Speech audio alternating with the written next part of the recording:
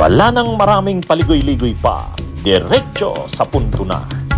Maiksi lang ang komentaryo, pero diretso sa punto. Maraming kuro-kuro, may tiwali, may totoo. Dito, sa puntong diretso tayo. Punto, diretso. Ayan mga kabunyog, ang sabi ni Lacson, walang basihan si Panelo. Kasi, kahit daw sa impeachment ni Corona, nung una, makaramihan ng senador, ano yan, para sa acquittal ni Corona. Pero nung nakita na ng mga senador, yung mga ebidensya, nakita na yung mga bank accounts ni Corona, mayroon pa itong dollar accounts, ay talagang hindi na nakumbinsi ang mga senador na acquittal pa. Mas marami ng mga senador bumoto na conviction. Ganyan din yung nakikita ni Senador Ping Lacson. Ang sabi niya, okay, kung sa ngayon, siguro yung mga senador na nakausap ni Panelo para sa acquittal ni Sara. Pero, napakaganda ng paliwanag ni Lacson eh. Sabi niya, silang mga senador, binabantayan ng publiko. Siyempre, naka-live stream yan. Siyempre, naka-televised yan. So, kumbaga ang taong bayan, ang publiko, nakatingin lahat sa Senado sa panahon na yan. Sa panahon ng impeachment trial, ang atensyon, ang focus ng publiko nandun. Kaya ibig sabihin, hindi lang naman si Sara ang huhusgahan dyan ng taong bayan. Kung ang mga senador, sila ang magiging judge kay Sara, kung i-acquit o i-convict, ang taong bayan naman ang maghuhusga sa mga senador. Yan ang paliwanag ni Senador Ping Lacson, tama yun eh. Sabi ni Senador Ping Lacson, paano kung napakalinaw na ng mga ebidensya? Napakalinaw na. I-acquit pa rin namin? I-acquit pa rin ba namin kahit napakalinaw ng ebidensya? Kami dyan ang masisira sa taong bayan. Kahapon, we had Attorney Sal Panelo on the show, and he says he's confident only 4 members of Senate will vote for the Vice President's conviction, and I will quote you exactly what he said. Sabi niya, Apat na pusakal. yes, sa trial, maniwala kayo, 4 lang ang boboto ng conviction, kasi yung mga pusakal na kontra kay VP Sara, si Ontiveros, si Pangilinan, si Lacson, si Soto, yung 4 na yon, definitely conviction yun. Can I have your response, please? Alam mo, much as I don't want to comment on a nonsensical comment or statement, pero dapat sagutin din bakit marunong pa siya sa amin? Ako, walang pwede magsalita on my behalf. I can speak for myself, except the evidence. Sinabi ko na yan we'll always be guided by the evidence. Wala pa tayo doon. Bakit pinangungunahan niya at tatawagin pa niya kaming pusakal? Anong confrontation? Lalagay niya kami on the spot? Ba't mas marunong pa siya sa akin? Bakit mas marunong pa siya kay Risa? Ba't mas marunong pa siya kay Kiko? Ba't mas marunong pa siya kay SP? Bakit manghuhula ba siya? Kung sabihin ko siya yung pusakal na manghuhula. O, tama. Tama yung punto. Napakaganda ng ganung punto. Diba, mga kabunyog? Kumbaga, kung si Sara nakasalang sa impeachment, kahit naman yung mga senador na impeachment court na magiging mga huwes, sila nakasalang din. Parang sila yung magiging judge ni Sara, pero sila naman ang mga senador, huhusgahan din ng taong bayan. Kung napakalinaw na ng mga ebidensya na talagang guilty si Sara, i-acquit mo pa ba yan? No, sabi nga ni Senador Ping Lacson, mahihirapan kami dyan. Kaya huwag magsabi ng tapos si Panelo. Huwag daw magsabi ng tapos si Panelo. Hindi siya nakakasigurado dyan.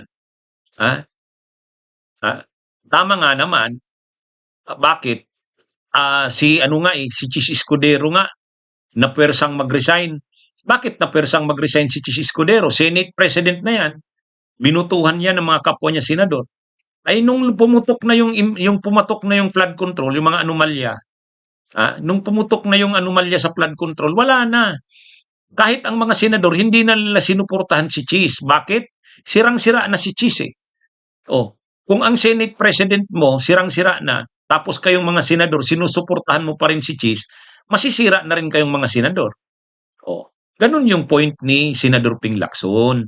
Walang basihan yung sinasabi ni Panelo na parang sigurado na maa-acquit si Sara. Kasi mas karamihan ng senador maghihintay ng hearing.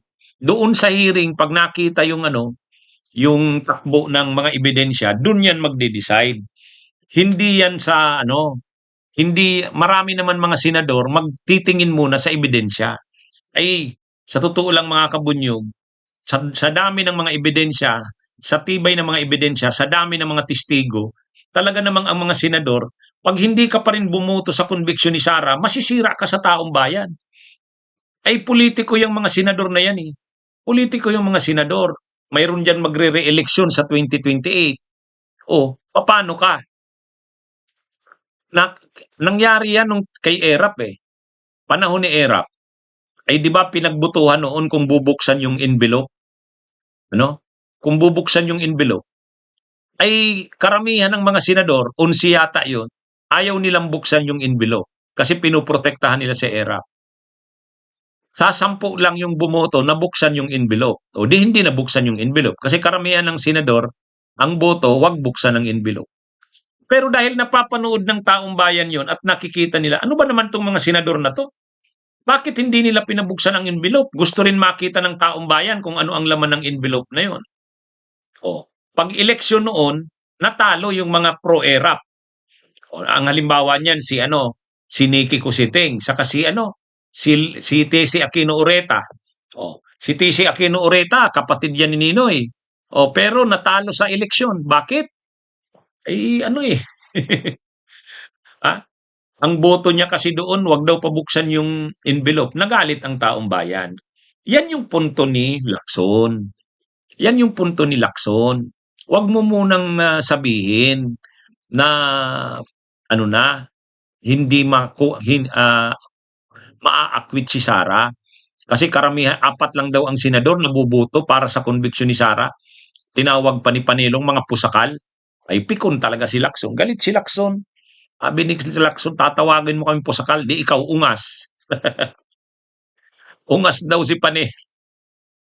Ayan mga kabunyog, kaya yan. Pero maganda yung mga points ni Lacson.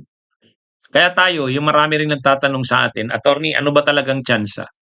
Pwede bang makonvict si Sara? Oo, malaki pa rin ang tsansa dyan. Oh. Saka gagalaw din siyempre ang Malacanang niya. Siyempre gagalaw din yung mga dyan, yung mga anti-Duterte gagalaw yan. Pe-pressure rin yan ang mga senador. Mape-pressure yan. Alam naman natin mga senador, hindi naman yan politiko yan. Unang-una, iniisip din nila yung re-election nila. Kaya yan, tama si Lacson.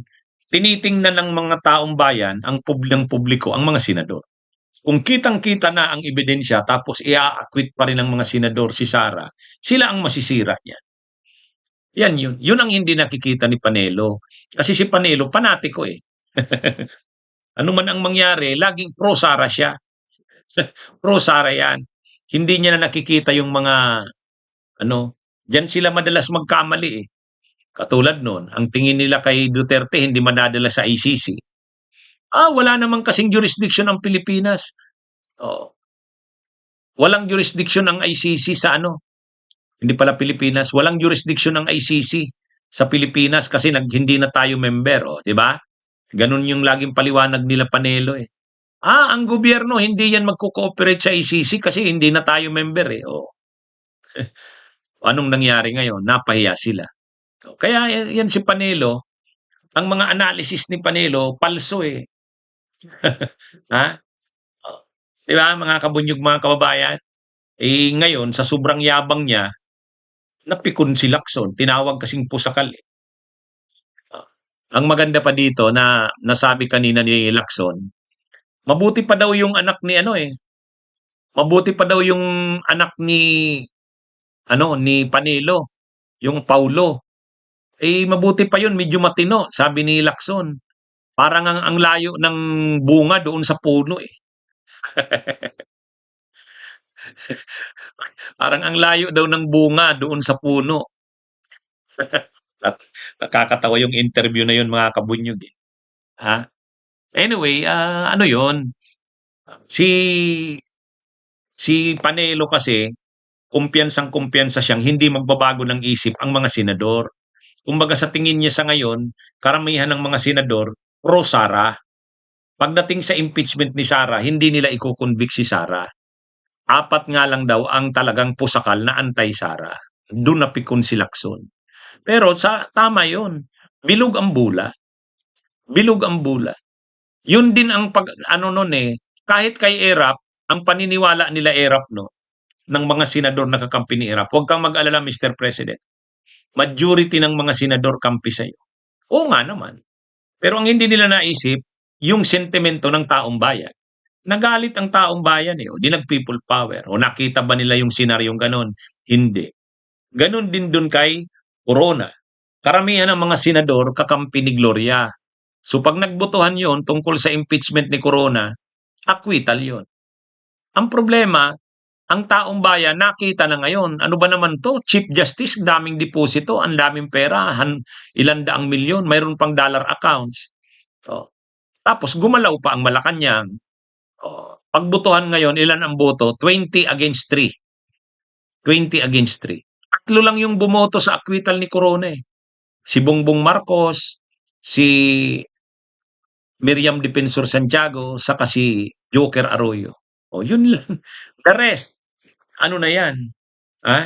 Ano na yan, mga kabunyog? Conviction. Yun yung napatunayan doon. Okay. Magandang araw sa inyong lahat. Mabuhay po tayo. Bunyog, halikan na kasama ka. Bunyog, kapag buklod ay may pag-asa. Luzon, Visayas, Mindanao, isa ang pananaw. Sa bagong Pilipinas ang bunyog isisigaw.